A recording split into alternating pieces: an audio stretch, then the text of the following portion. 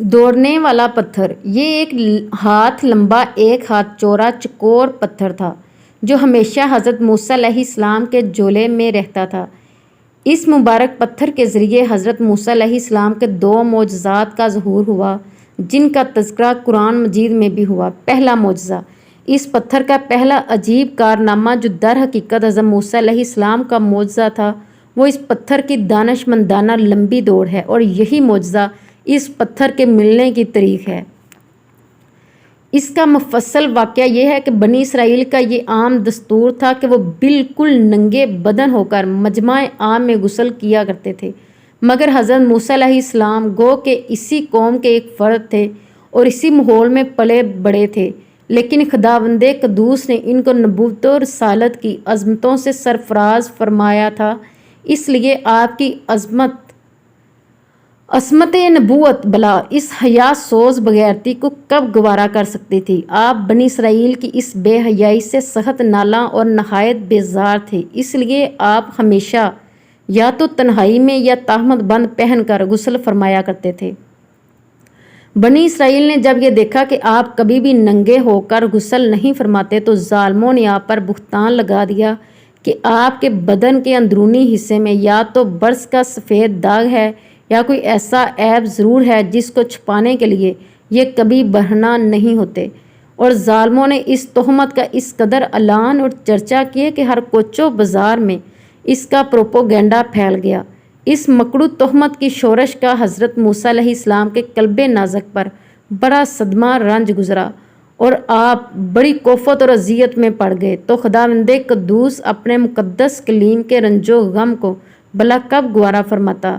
اور اپنے ایک برگزیدہ رسول پر ایک عیب کی تہمت بھلا خالق عالم کو کب اور کیوں کر اور کس طرح پسند ہو سکتی تھی۔ ارحم الراحمین نے آپ کی برات اور بے عیبی ظاہر کر دینے کا ایک ایسا ذریعہ پیدا فرما دیا کہ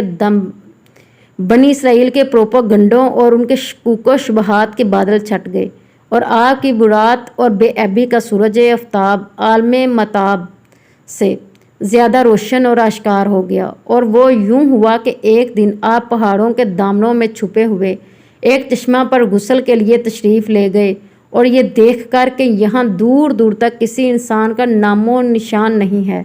آپ اپنے تمام کپڑوں کو ایک پتھر پر رکھ کر اور بالکل برہنہ بدن ہو کر غسل فرمانے لگے۔ غسل کے بعد جب آپ لباس پہننے کے لیے پتھر کے پاس پہنچے تو کیا دیکھا کہ وہ پتھر آپ کے کپڑوں کو لیے ہوئے سرپٹ بھاگا چلا جا رہا ہے۔ یہ دیکھ کر حضرت موسیٰ علیہ السلام بھی اس پتھر کے پیچھے